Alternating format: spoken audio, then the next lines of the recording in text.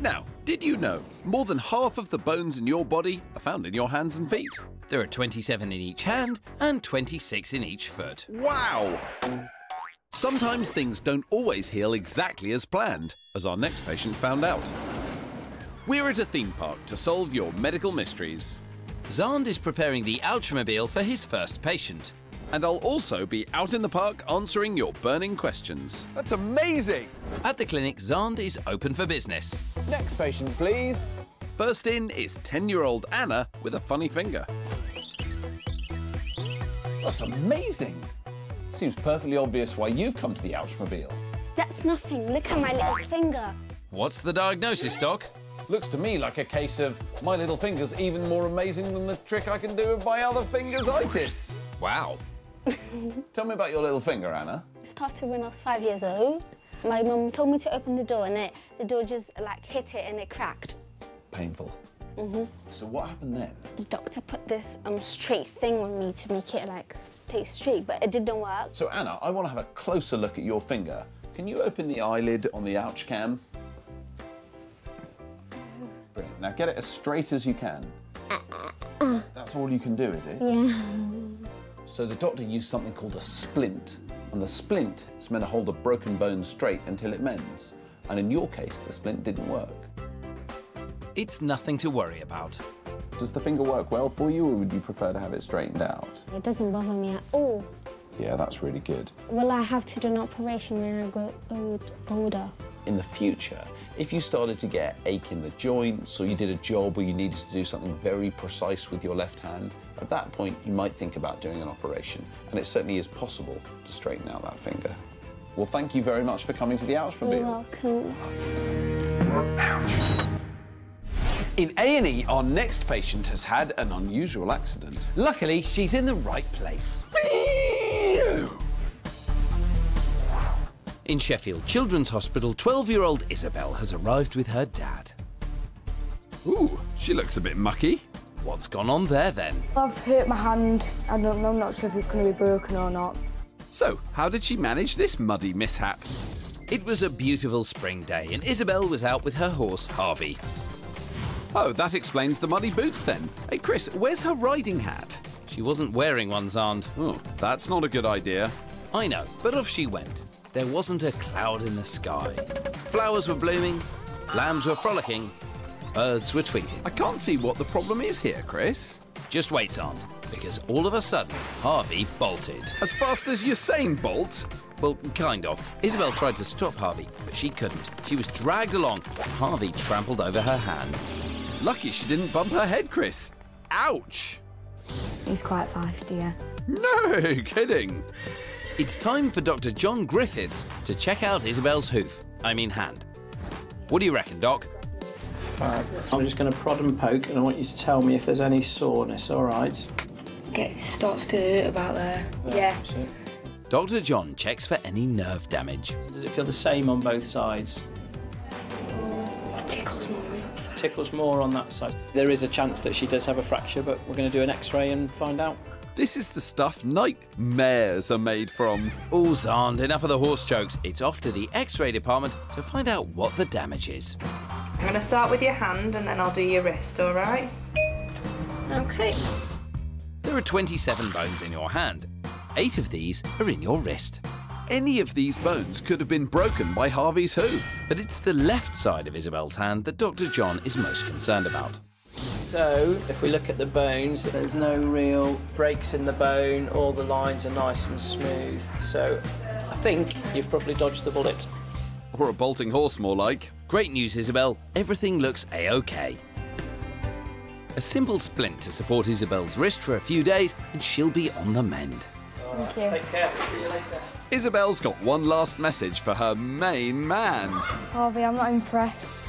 I'm not surprised. You are a little pony there and I won't hate you forever. Oh, let's saddle up and get out of here. Bye! Did you know you're more likely to chew your food on the right side of your mouth if you're right-handed? And on the left side if you're left-handed. What side do you like to chew your food on? And now to our lab. but this time we've hidden it in a top-secret location. So secret that even Xand doesn't know where it is.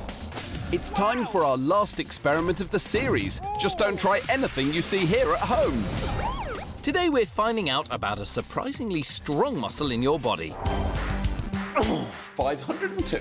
Wow, Xand, 502, that is really impressive. Well, I've got to keep my muscles big and strong. That is a good idea. Here, let me have a go. No! Xand. Do you know what the strongest muscle in your body is? Well, we're going to show you. Now, what we're going to need for this, Xand, is someone really, really strong. Have you got anyone in the cupboard? Let me think. Oh, I've got the perfect person. Tiny! Sideways, Tiny. I've told you, sideways. All right, Doc. Oh, hi, Tiny. Now, you might remember Tiny from Series 1. He lifted me above his head. Meet Tiny from Tottenham. Yeah, we've already met. Now, as you can see, Tiny has lots of big muscles all over his body. But which of his muscles do you think is the strongest? The bicep? It's a good guess, Xand. They're some of the biggest biceps in Britain, but they're not the strongest muscles in his body. How about the gluteus maximus? That is strong, but for its size, it's actually his jaw muscle, or to use its proper name, the masseter. Your jaw has 4 main muscles that help it move up and down. All 4 work together to move the jaw down, but it's just the mighty masseter that pulls it back up. It allows your jaw to exert enough power to chew through super tough foods, and so for its small size, it's the strongest muscle in your body. Now, you can feel your masseter at home if you touch the side of your face here like this and slowly clench and open your teeth. You should feel it popping out the side of your jaw. Can you feel it, Xand? Tiny? What are you up to? I'm almost there. Well, that was closer than it looked. We'll have a rematch soon, Tiny. Thanks for coming in. Well, I'll be off home then. All right. Thanks, Tiny. So, now we know what the strongest muscle is, but why don't we put it to the test to find out just how powerful it really is? And for this, I need... the bite force meter. Its job is to measure the power of force applied to it, so we can test the strength of my jaw. Xand, how strong do you think your jaw is? Strong. Not as strong as my hands, but still strong. OK, Xand, well, let's put that to the test. It's time for Battle of the Bite Force. Now, Xand, squeeze that as hard as you can between your hands. Squeeze! The force is being measured in pressure, equivalent to kilograms applied to the sensor. 3.8, 4.2, 4.7. Must be some kind of world record, I would think. Well, let's see. Now I'm going to put it in my mouth and you can read off the number. Don't you try this dangerous scientific experiment. We can because we're doctors. Bite! 28, 30.5. That is amazing! Wow! Chris's jaw is 6 times stronger than my entire upper body. And in fact, Xand, my jaw's even stronger than that. If my teeth were made of steel and wouldn't break, I could squeeze up to 55 kilos. To demonstrate how strong your jaw is, we're going to show you what its strength could do to everyday objects. So we're going to need these: a can of pop, a glass, and a mobile phone. Ooh, that looks just like my mobile phone. But we can't test the strength of our jaws using our teeth, so for this, we're going to need a special machine. This is a hydraulic industrial crushing machine. We're going to use it to crush things with a force of 55 kilos, the strength of a human jaw. So let's start with Xand's, a mobile phone. I'm pumping the machine up to 55 kilograms of pressure. It's not looking good for that phone. 2 metal prongs are crushing the mobile phone. There you go, a phone crushed with 55 kilos. Now for a can of fizzy pop. It's squeezing. The pressure's rising. Come on, Bitey, you can do it. And that's why I never bite my fizzy drinks. That was amazing. So we've seen what our jaw strength can do to a mobile phone and a metal can. Now let's try a glass. Here we go. Chris gets the machine up to 55 kilograms of pressure again. Oh!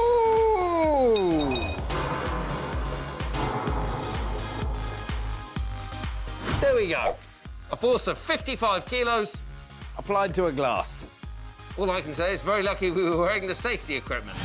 So we've shown you that the strongest muscle in your body for its size is the masseter muscle, which squeezes your jaw closed. In fact, your masseter is so strong that under laboratory conditions, we've been able to show you what it would be capable of. But obviously this would be a stupid thing to do with your mouth, as you'd break all your teeth. That was so amazing. I'm going to phone Mum and tell her about it. And where's my mobile phone?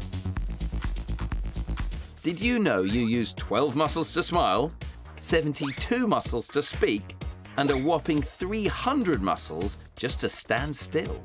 That's amazing, and so is this. This might look like a typical man wandering along a typical street. But don't be fooled, in fact he's a 13-time world champion, famous for his extraordinary face. OK, nice moustache, but what's he doing to impress this bunch? That's amazing. Truly amazing. Wondering what's causing all the commotion? Well, take a look at this. Ah, he's an alien! No, Xand, this is Tommy Mattinson, and he's the world gurning champion, which means he can contort his face into the most amazing expressions. Gurning's based on transformation, so it's basically how you look and to what you turn into. It's impressive. He's an ugly man, though. I've never seen a face like that before. That was just incredible. But how does Tommy's unusual face do this? Behind the skin, there's around 40 facial muscles. By stretching and contracting them, it's possible to make more than 4,000 different expressions. Over years of practice, Tommy has built up his muscles so much that he can move his facial features much further than most people, creating some truly incredible expressions. And Tommy can turn himself into a werewolf. You'd be quite scared if people, can be taken aback with that, which the Queen was when she saw that face. Her Majesty the Queen was taken aback? Now that's amazing.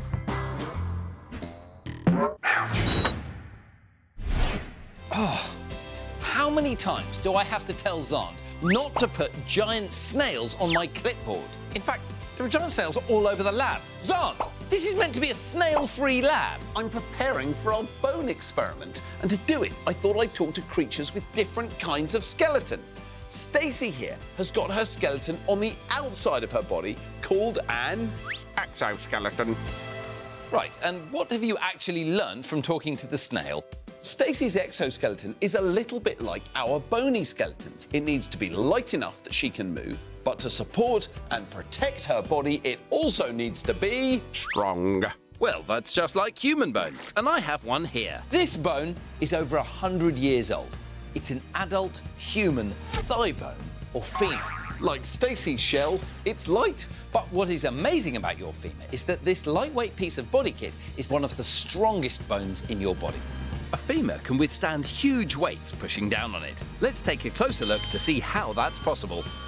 Now, your bone gets its strength from its clever design. This outer part of the bone is hard like rock. It's called cortical bone.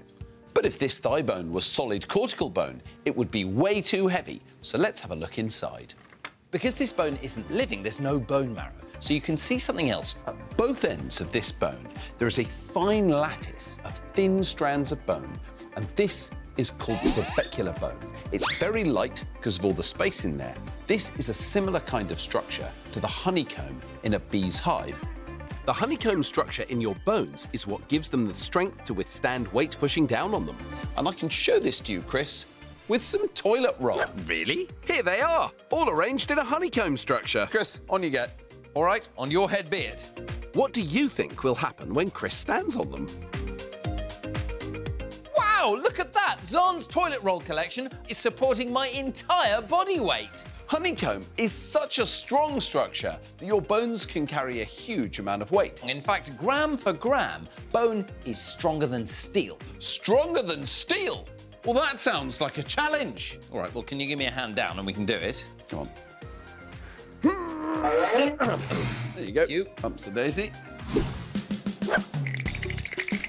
We want to know how much weight a femur can actually hold. We need to put it to the test. I've built a steel platform that is being propped up by 4 cow femurs, or thigh bones. These bones, which are like yours, have the weight of the platform pushing down on them, a very heavy 300 kilograms. and the bones are happily holding it. So I think we need some heavier things to really put them to the test. Xand? Don't worry, Chris. I've got this. Simon, forwards. There you go, Chris. How's that for heavy?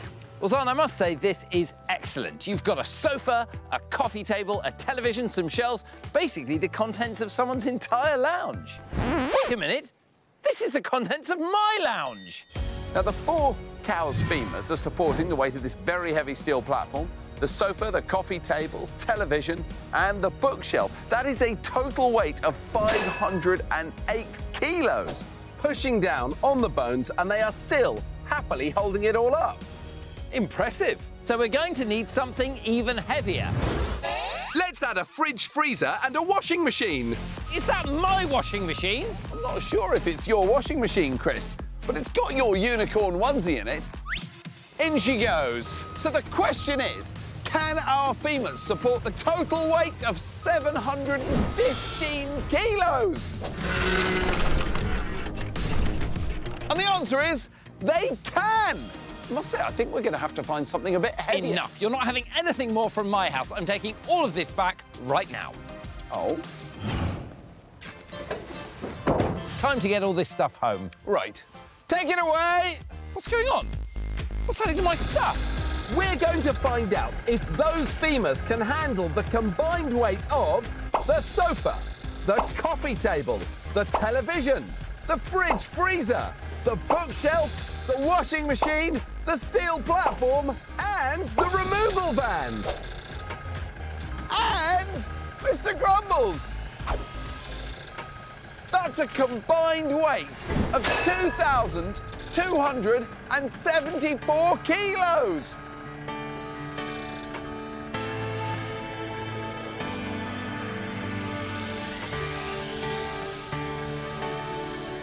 And the bones are not buckling!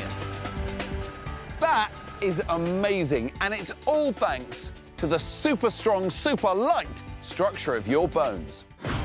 So we've shown you that the strength of your bones comes from a special honeycomb structure inside them. And we've shown that this amazing design means bones can withstand huge weights pushing down on them. If bones are so strong, you might be wondering, how do they ever get broken? Well, it's all to do with the angle of impact. Femur bones are designed to withstand enormous forces along their length. But if you hit it from the side, it's a different story. Remember the toilet rolls. End to end, they're immensely strong, but turn them on their side and they crush easily. Well, it's the same with your bones. Now, Xand, what I want you to do is to apply a moderate and precise force to the middle of that bone. You got it? Absolutely. Stand aside, Chris, while I do some science. Roar! Mighty Xand and his bone-crushing hammer! Daisy. Ouch! I say accident, you say emergency. Accident. Emergency? Accident. Emergency. Accident. Emergency. We got the new case in the emergency department. Word. Over at Sheffield Children's Hospital is 13-year-old Malia and her mum. What's up, Malia? The side of my head feels a bit like jelly, pain, and just like dizzy a bit. Ooh, how did your hurting head happen? Play fighting with my little brothers the other day. Malia was at home having a cushion fight with her little brothers Kai and Zach. Well, they'd better watch out, Chris, because in the red corner is Honey the dog! And she's ready to take on all 3 of them! Right. Malia, Honey the dog, and her 2 brothers were rolling around on the sofa. Don't downplay Honey's skills, Chris. She's bossing it. Never mind Honey. In the crossfire, Malia was caught by an accidental elbow to the head, followed by a pillow punch. Poor Malia. Was Honey okay? She was fine, but Malia was seeing stars. Ouch! I think I've got a fracture on my skull.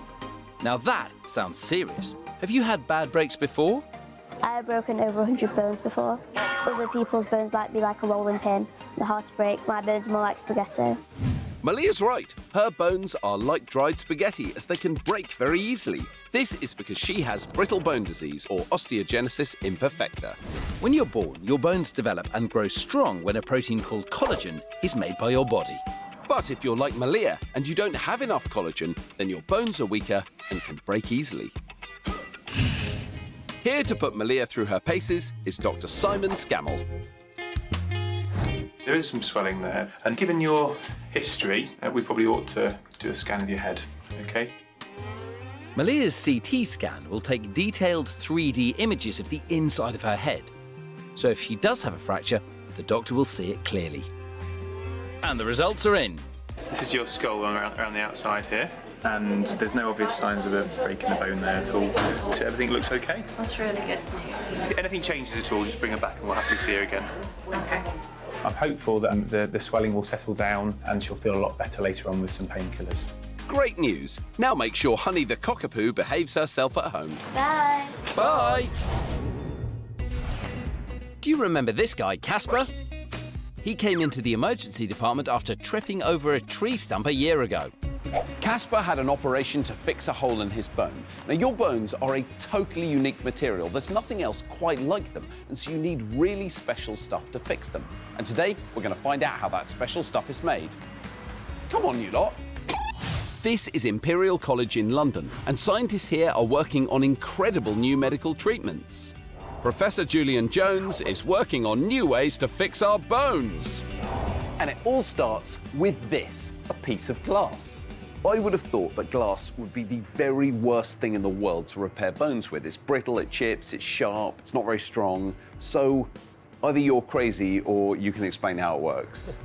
Yes, that is glass, but it also is a special glass called bioglass, and it has special powers. If a surgeon takes that and puts it into the body, it will form a very tight bond to bone. And it also tells the cells in the bone to get active and produce more. So the glass actually talks to your bones, your broken bones, and says, needs mending over here. Absolutely. Wow. Bone can heal itself really well, but sometimes with a big hole, it needs some help.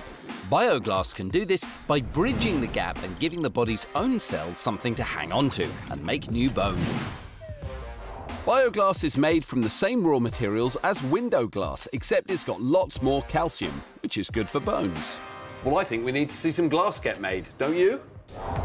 To make bioglass, the raw materials are measured and weighed and then mixed together before being superheated in a special furnace to 1,400 degrees centigrade. This turns the solid sand into a molten hot liquid. Oh, wow. That is very, very hot. That is amazing. So in here now, this pile of sort of white rubble, that's bioglass. Yep, it's been quickly frozen into place by the water. This is brand new bioglass. It's then dried, sterilised and ground down into a very fine powder, ready to be used as bone-fixing material. So what the surgeon would do is take some blood from the wound and then just apply it, a little bit of it, to the glass and then sort of make a putty. All those proteins and cells in the blood will clump the grains of glass together, so it ends up like putty, like chewing gum almost. Yeah, and then the surgeon will just press it into the hole in the bone, and then over a few weeks, months, the bone will repair. So if your research goes according to plan, in my lifetime, I will see dramatic changes in the way we can treat people's bones. Absolutely. Professor Julian is also working on a type of bioglass that can be printed. Its specially designed shape means bones could heal even better. And he's developed a bouncing bioglass. This is glass, but it doesn't break, it bounces. Yep, unbreakable glass. Amazing. This could replace cartilage, the stuff between your joints. Bioglass is amazing stuff, and it's in hospitals right now, helping patients like Casper who need their bones fixed. And the best news is, scientists are working on even more applications for this amazing stuff. Thanks, glass.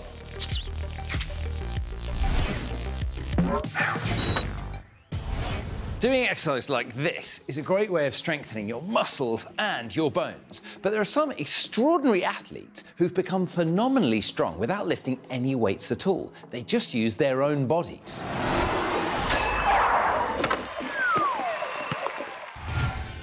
This is calisthenics world champion Simone. To be this strong, Simone practices calisthenic exercises just like these for 4 hours a day, 6 days a week. OK, so you're getting strong without lifting heavy weights, is that right? Yes. It's using your own body weight to do exercise, like pull-ups and push-ups, dips, squats, anything that moves your own body. You can do calisthenics too, if there are classes near where you live. OK, it's pointy toes. Just like this bendy lot. Calisthenics helps me do other things that other kids can't do. I enjoy calisthenics because it helps me get fitter and stronger. Hey. I'm impressed. All right, Chris, your turn. Let's see what you've got. I'm pretty fit, pretty strong. What's some basic calisthenics that I could get into? I want you to try and do a push-up with a clap. Press up with a little clap. OK. Shouldn't be too hard. Off you go, Chris. Well, there we go. I think I met that challenge pretty easily. Pretty easily? You only managed to do 2, Chris. Now I want you to do a dynamic push-up OK. with a clap behind your back. With a clap behind my back? Well, good luck, Chris. OK, here we go. Ready? That was rubbish. I think I found my press-up limit. But, hold on. Now, look. Simone, joking aside, that is impossible. No one could do that. Oh, no, it's definitely possible. Now that is brilliant! How do you do that? When you're doing a dynamic push-up like that, what muscles are you using? So you're using your chest muscles, your triceps, your front of your delts, your core muscles, and also a bit on your back. Simone is using a huge number of muscle groups, but I have a cool way of showing you what's happening inside her body. This is an electromyography sensor, and it's able to detect when a muscle contracts. I'm placing the sensors on Simone's biggest muscle groups. Her deltoids, her triceps, her abs, her quads, and her glutes. The sensors are connected to an electromyography machine, or EMG. This clever kit will record which muscles are being activated when Simone moves. Let's play electromyographic calisthenics conundrums, or guess that muscle for short. Simone is doing an exercise called the air walk. Can you guess which of her muscle groups she's using? Is it her deltoids, her triceps, her abdominal muscles, her quadriceps, or her glutes? Let's see that exercise again. So, did you guess? Well, actually, she was using all of them.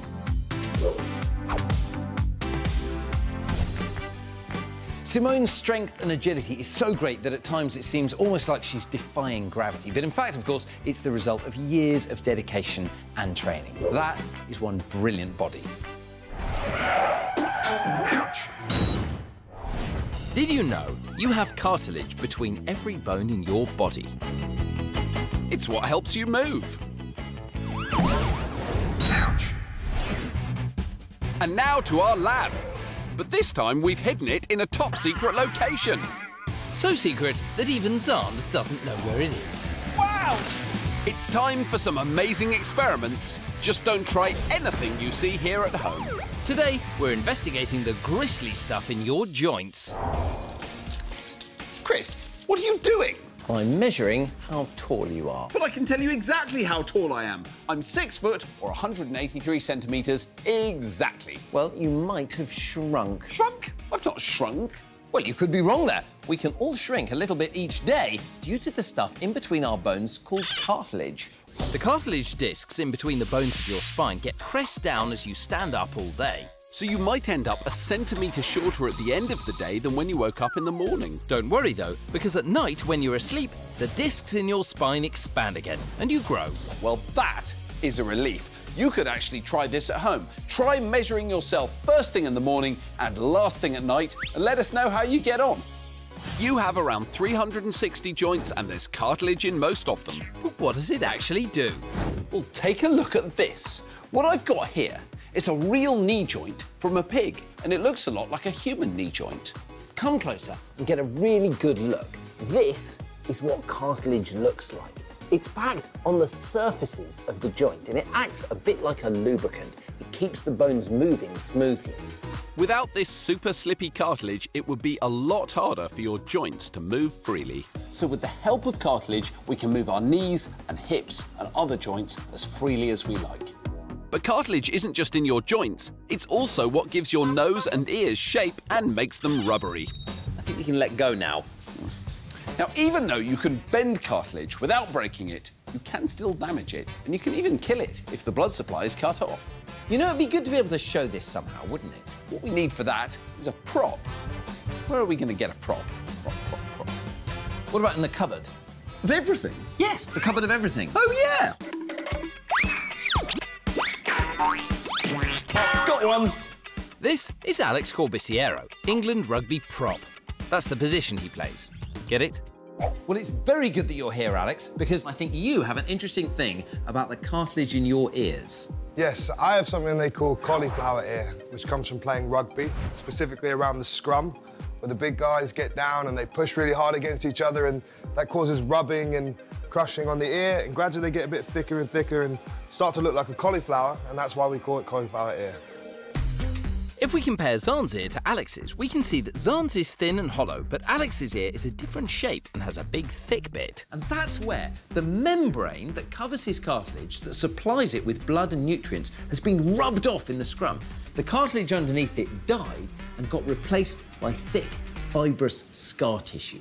You don't need to worry if you play rugby. Cauliflower ear can be prevented by taping your ears back or wearing a special rugby helmet. I probably should have done that, but I'm happy with my ears still, and my mum still thinks I'm pretty. Exactly, Mrs. Corbisiero, and so do we. Now, listen, this is a bit awkward because we're actually done with Alex now, but I don't know how to politely ask him to leave. You know what rugby players like? Oh, yeah. Rugby balls. Alex? Well, that did the trick. So, we've seen damaged cartilage and we've seen healthy cartilage inside our body, which acts like a lubricant, helping our joints move smoothly.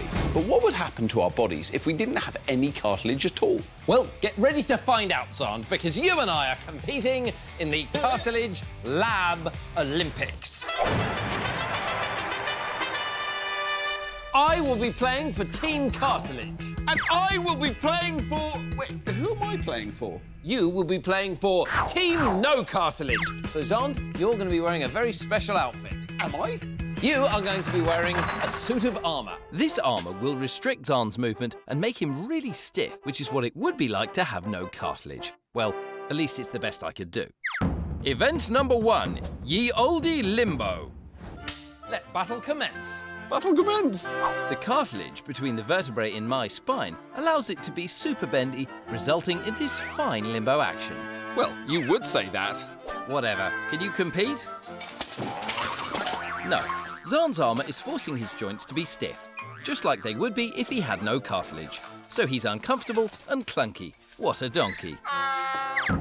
And event number 2, Ye Olde Basketball. Just look at my freely moving limbs. It's a speedy slam dunk. You are such a show-off. Right, move over. My go. I've got this. If I can just... Xand is slow and stiff as a board. With no cartilage, he can't even bend his knees, and he struggles to get the ball. Off with his head, I say. How did I do?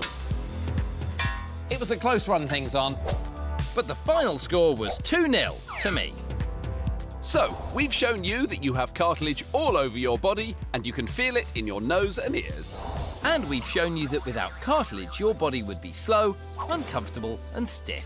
Right, Chris, that was fun, but this is no time for games. There are damsels in distress and I must hurry to rescue them.